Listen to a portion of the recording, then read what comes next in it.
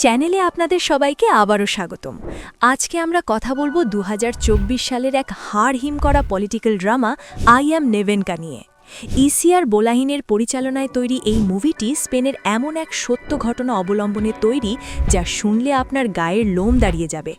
এটি স্পেনের প্রথম সেই সাহসী নারীর গল্প যিনি একজন প্রভাবশালী রাজনীতিবিদকে সেক্সুয়াল হ্যারাসমেন্ট বা যৌন হয়রানির দায়ে আদালতে দাঁড় করিয়েছিলেন এবং জিতেছিলেন। এটা কোনো ভূত বা সিরিয়াল কিলারের হরর মুভি নয়, কিন্তু আমি প্রমিস করছি এই বছরের দেখা অন্যতম ভয়ের মুভি হতে যাচ্ছে এটি ক্ষমতার অপব্যবহার, গ্যাস লাইটিং এবং একটি পুরো সমাজ কিভাবে ভিকটিমের বিরুদ্ধে চলে যেতে পারে তার গল্প। সামনে স্পয়লার আছে, চলুন মূল ঘটনায় যাওয়া যাক। গল্পটা আমাদের নিয়ে যায় 2000 সালের পনফেরাদা শহরে, স্পেনের উত্তর পশ্চিমাঞ্চলের এক ঐতিহাসিক জায়গায়। এখানে আমাদের পরিচয় হয় প্রোটাগনিস্ট নেভেনকা ফার্নান্ডেজের সাথে। মাত্র 23 বছর বয়স, অসম্ভব মেধাবী এবং সদ্য মাদ্রিদ থেকে ইকোনমিক্সে বড় ডিগ্রি নিয়ে ফিরেছে। শহরের মেয়র ইসমাইল আলভারেজের নজর পড়ে তার ওপর। ইসমাইল কে সেটা আগে বুঝতে হবে। এই শহরে সে রীতিমতো একজন দেবতা। সে বিপত্নিক, অসম্ভব ক্যারিশম্যাটিক এবং নির্বাচনে একচেটিয়াভাবে জেতে। সহজ কথায় সবাই তার বন্ধু হতে চায়। ইসমাইল নেভেনকাকে তার আসন্ন নির্বাচনের প্যানেলে যোগ দেবার অফার দেয়। এটা বিশাল সম্মানের ব্যাপার। নেভেনকার বাবা মা খুশিতে আত্মহারা, কারণ এর মানে হলো সম্মান এবং নিরাপত্তা। নেভেনকা রাজি হয়, তারা নির্বাচনে যেতে, এবং ইসমাইল এমন কিছু করে যা আগে কেউ ভাবেনি। সে এই 23 বছরের তরুণীকে বানিয়ে দেয় ফিনান্স কাউন্সিলর। শুরুতে সবকিছু স্বপ্নের মতো ছিল। নেভেনকা তার কাজে দক্ষ, সে প্রমাণ করতে চায় যে সে শুধু দেখতেই সুন্দর নয়, মেধা দিয়েও সে সেরা।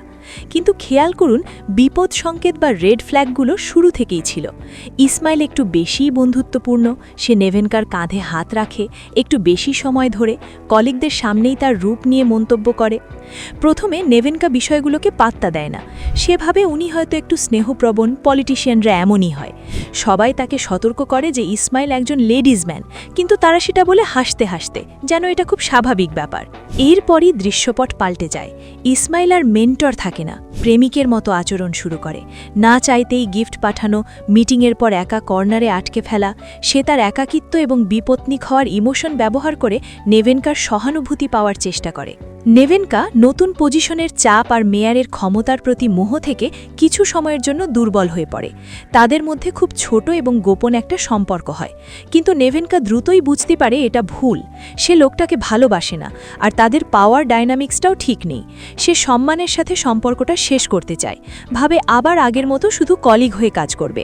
সে বলে আর না। ঠিক তখনই আসল দানবটা জেগে ওঠে। ইসমাইল আলভারেজ এমন এক লোক যে জীবনে কোনোদিন না শোনেনি। যখন নেভেনকা সরে দাঁড়ায়, ইসমাইল সেটা মেনে নিতে পারে না। সে নেভেনকাকে নিজের কেনা সম্পত্তি মনে করতে থাকে। হ্যারাসমেন্ট শুরু হয় ধীরে ধীরে, তারপর সেটা পাহাড় সমান হয়ে দাঁড়ায়। শুরুটা হয় ফোন কল দিয়ে, সেই পুরনো নোকিয়া ফোনের রিংটোন। উফ, এই শব্দটা নেভেনকার জন্য এক মানসিক যন্ত্রণার কারণ হয়ে দাঁড়ায়। দিনের ডজন ডজন কল, ফোন না ধরলে পরিবারের কল, বন্ধুদের কল। একটা হাড় হিম করা দৃশ্য আছে, কাজের জন্য নেভেনকাকে তার সাথে ট্র্যাভেল করতে বাধ্য করা হয়। ইসমাইল জোর করে তাকে নিজের গাড়িতে ওঠায়, হোটেলের পাশের রুমে থাকতে বাধ্য করে। সে এমন পরিস্থিতি তৈরি করে যেখানে নেভেনকা শারীরিকভাবে আটকা পড়ে যায়। শুরু হয় গ্যাস লাইটিং। মুভিটি খুব নিষ্ঠুরভাবে নেভেনকার প্রফেশনাল অপমানকে তুলে ধরে। বাজেট মিটিংয়ে তাকে ছোট করা হয়, অন্য কাউন্সিলরদের সামনে তাকে নিয়ে ঠাট্টা করা হয়। আর সবচেয়ে ভয়ঙ্কর ব্যাপার কি জানেন? কেউ কিচ্ছু করে না। অন্য পুরুষ কলিগরা মাথা নিচু করে ফাইলের দিকে তাকিয়ে থাকে। তারা অপমানগুলো শোনে।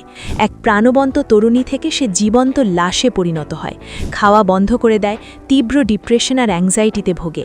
সে অফিসে যেতে ভয় পায়, আবার চাকরি ছাড়তেও ভয় পায়, কারণ ইসমাইলকার ক্যারিয়ার ধ্বংস করার হুমকি দেয়।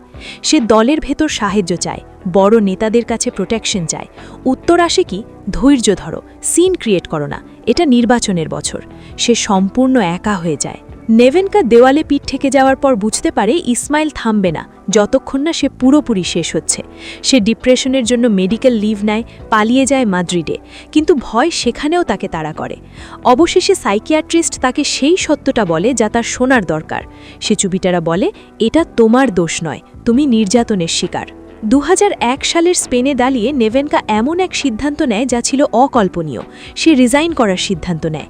শুধু তাই নয়, সে সত্যটা প্রকাশ করতে চায়। এখানেই মুভিটার সবচেয়ে হৃদয়বিদারক সংঘাতটা দেখা যায় বাবা মায়ের সাথে। তার বাবা মা ভীত, তারা ইসমাইলের ক্ষমতা জানে, শহরে তাদের ব্যবসা আছে। তারা মেয়েকে অনুরোধ করে, চাকরি ছেড়ে দাও নেবেনকা, কিন্তু মামলা করো না, তুমি আমাদের ডোবাবে, লোকে তোমাকে পনফেরাদার নষ্টা মেয়ে বলবে। ভাবুন একবার, নিজের বাবা মা বলছে নির্যাতন সহ্য করে নিতে, কারণ নির্যাতনকারী অনেক শক্তিশালী। নেবেনকা তাদের কথা শোনে না। সে প্রেস কনফারেন্স ডাকে, মাইক্রোফোনের সামনে বসে কাঁপতে কাঁপতে নিজের পদত্যাগ অনুষ্ঠান করে, আর তারপর বোমা ফাটায়। সে মেয়রের বিরুদ্ধে সেক্সুয়াল হ্যারাসমেন্টের অভিযোগ আনে। প্রতিক্রিয়া ছিল ভয়াবহ। শহরবাসী ভিকটিমের পাশে দাঁড়ায়নি, তারা দাঁড়িয়েছিল মেয়রের পাশে। ইসমাইলের সমর্থনে মিছিল বের হয়, নেবেনকার বিরুদ্ধে স্লোগান দেওয়া হয়, তাকে মিথ্যাবাদী, লোভী আর চরিত্রহীন বলা হয়। মিডিয়া তাকে ছিঁড়ে খুঁড়ে ফেলে দেয়। মনে রাখবেন, এটা #মিটু আন্দোলনের প্রায় 20 বছর আগের ঘটনা। তখন তাকে বাঁচানোর জন্য কোনো সোশ্যাল মিডিয়া ছিল না। একাই একটা পুরো শহরের বিরুদ্ধে লড়ছিল একটা মেয়ে। এরপর মুভিটি কোর্টরুমে গড়ায়, আর এই জায়গাটাই আপনার রক্ত টকবক করে ফোটাবে। বিচারটা একটা সার্কাসে পরিণত হয়। কাঠগড়া ইসমাইল নয়, যেন নেভেনকাকে দাঁড় করানো হয়েছে। ডিফেন্স লয়ার, এমনকি চিফ প্রসিকিউটরও তাকে জঘন্য সব সেক্সিস্ট প্রশ্ন করে। রিয়েল লাইফ ট্রান্সক্রিপ্ট থেকে নেওয়া একটা সংলাপে প্রসিকিউটর তাকে বলে, আপনি তো সুপারমার্কেটের ক্যাশিয়ার নন যে বাচ্চাদের খাওয়ানোর জন্য চাকরিটা দরকার ছিল। আপনি তো চলে যেতে পারতেন, কেন যাননি? তার মানে যেহেতু সে শিক্ষিত এবং স্বাবলম্বী, তাই সে ভিকটিম হতে পারে না। যদি সে মারামারি না করে, তাহলে এটা হ্যারাসমেন্ট না, ভিকটিম ব্লেমিংয়ের একটা জঘন্য উদাহরণ। ইসমাইল অন্যদিকে দিব্যি বসে থাকে। সে সব অস্বীকার করে, উল্টো নিজেকে ভিকটিম সাজায়। সে প্রমাণ করতে চায় নেভেনকা এক প্রেমে ব্যর্থ পাগল প্রেমিকা। কিন্তু নেভেনকার পাশে একটা জিনিস ছিল, সত্য আর তার ডাক্তারদের রিপোর্ট। সে পুঙ্খানুপুঙ্খ বর্ণনা দেয়, দিনের পর দিন পিছু নেওয়া, হুমকি আর সেই ইমোশনাল কিডন্যাপিং। অবশেষে রায় আসে। এক ঐতিহাসিক রায়ে আদালত ইসমাইল আলভারেজকে সেক্সুয়াল হ্যারাসমেন্টের দায়ে দোষী সাব্যস্ত করে। স্পেনের ইতিহাসে এই প্রথম কোনো রাজনীতিবিদ এই অপরাধে সাজা পায়। এটা জয়, কিন্তু টেকনিক্যাল জয়। মুভিটা কোনো হলিউড হ্যাপি এন্ডিং দেয় না। ইসমাইলকে সামান্য জরিমানা করা হয়। সে শেষমেশ পদত্যাগ ঠিকই করে, কিন্তু দম্ভের সাথে। সে দাবি করে সে ষড়যন্ত্রের শিকার, আর শহরবাসী তারা তাকে তখনও ভালোবাসে। তার সাজার রাতে হাজার হাজার মানুষ তার সমর্থনে মিছিল করে। আর নেভেনকা, যে মেয়েটা জিতল, সে সব কিছু হারায়। স্পেনে সে কোনো চাকরি পায় না। কলঙ্কের দাগ অনেক গভীর। তাকে ঝামেলা সৃষ্টিকারী ট্যাগ দেওয়া হয়। সে তার আত্মসম্মান ফিরে পেয়েছে, যদিও এর বিনিময়ে তাকে নিজের বাড়ি হারাতে হয়েছে। তিনি বিদেশে নতুন জীবন গড়ে উঠেছেন। আর ইসমাইল আলভারেজ সাজা পাওয়ার পরেও বছর কয়েক পর আবার সে রাজনীতিতে ফেরে এবং বহু মানুষের ভোটও পায়। নেভেনকা দেখাটা সহজ নয়। এটা আপনাকে হতাশ করবে, রাগাবে এবং বাস্তবের মুখোমুখি করবে। এটা আমাদের সেই মানুষগুলোর দিকে আঙুল তোলে যারা দেখেও না দেখার ভান করে, সেই বাবা মা যারা মেয়ের চেয়ে সমাজের ভয় পায়, আর সেই সমাজ যারা একজন ভিকটিমের চেয়ে একজন ক্ষমতাবান প্রেডেটারকে বেশি পছন্দ করে। কিন্তু এটা অসীম সাহসেরও গল্প। নেভেনকা আগুনের মধ্য দিয়ে হাঁটেন যাতে তার পরে আসা নারীদের পুড়তে না হয়। তিনি ছিলেন #মিটু আন্দোলনের অনেক আগের #মিটু। এই রিক্যাপটা ভালো লাগলে লাইক বাটনে হিট করতে ভুলবেন না। এটা চ্যানেলকে গ্রো করতে সাহায্য করে। আর কমেন্টে আমাকে জানান, 2001 সাল থেকে আজকের দিনে কি পরিস্থিতির আসলে কোনো পরিবর্তন হয়েছে, নাকি ক্ষমতাবান পুরুষরা আজও পার পেয়ে যায়?